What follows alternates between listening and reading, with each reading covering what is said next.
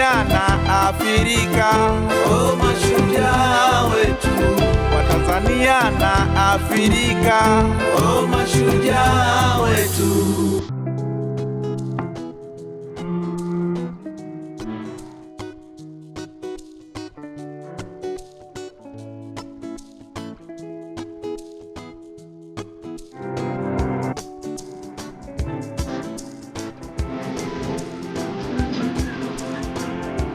Tarehe 23 ya mwezi Julai mwaka 1892 katika kijiji kidogo cha Ijasa Goro kilichopo mashariki mwa Ethiopia alizaliwa mtoto wa kifalme aliyepewa jina Rastafari Makonnen.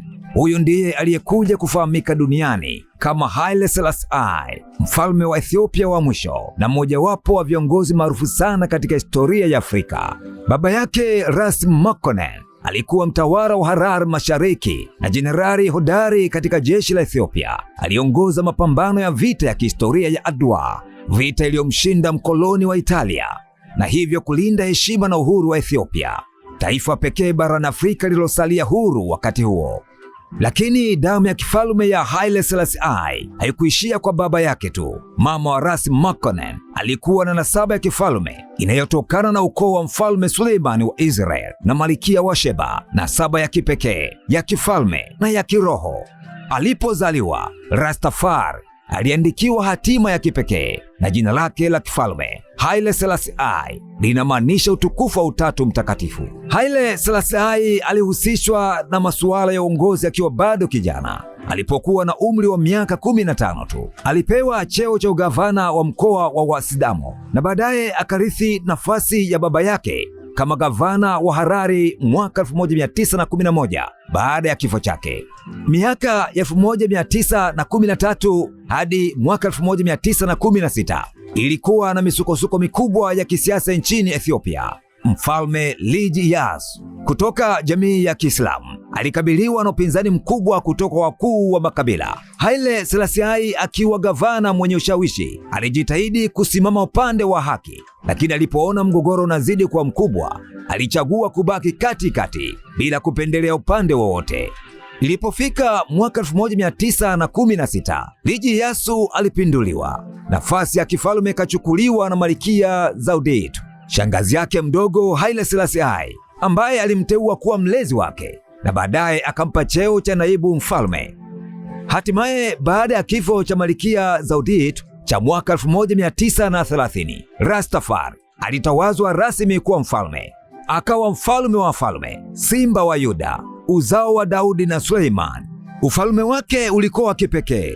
Alijitahidi kuleta katiba ya kwanza Ethiopia, akaanzisha muhimili wa bunge, akatenganisha madaraka na kuanza kuhimiza amani, mshikamano na haki za watu wote. Kauli zake ndizo zilizokuja kwa msingi wa falsafa ya Rastafari, na hata leo jamii ya Rastafarians ulimwenguni huzitumia kama dira ya maisha.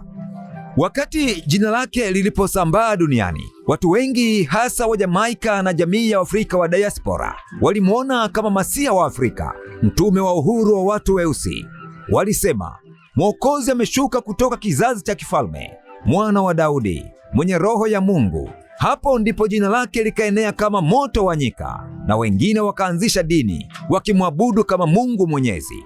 Lakini si kila siku ni ya ushindi. Mwaka 1935, Italia, taifa lile lile liloshindwa kwenye vita ya Adwa, lilirudi kwa hasira, likaivamia Ethiopia, na Haile Selassie I alilazimika kukimbilia uhamishoni Uingereza. Wengi wakamlaumu, mmojawapo akiwa ni Marcus Garvey, mwanaharakati maarufu aliyekuwa amemtabiri.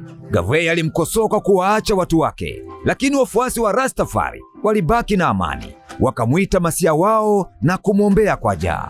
Kwa kutumia ushawishi na hekima yake, Haile Selassie I alipata msaada na baadaye akarejea Ethiopia, akawaongoza watu wake katika kuikomboa nchi yao kutoka kwa Waitaliani. Alirudi kama shujaa.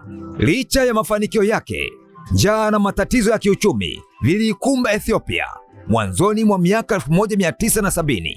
Mwaka 1974 aliondolewa madarakani na baadaye akashikiliwa kama mfungwa. Haile Selassie I alifariki akiwa kifungoni mwaka 1975 akiwa na umri wa miaka 83.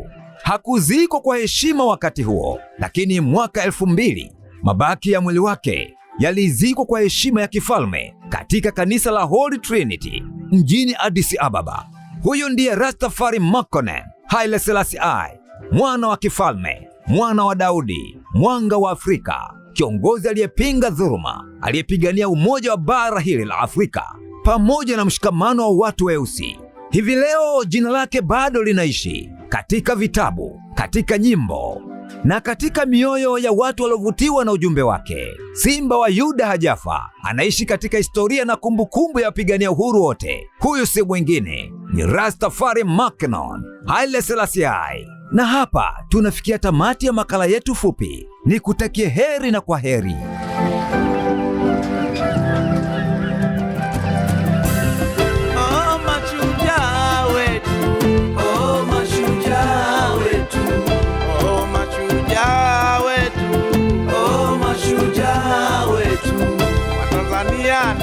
Afrika, oh mashujaa wetu, Watanzania na Afrika, oh mashujaa wetu, mashujaa wetu.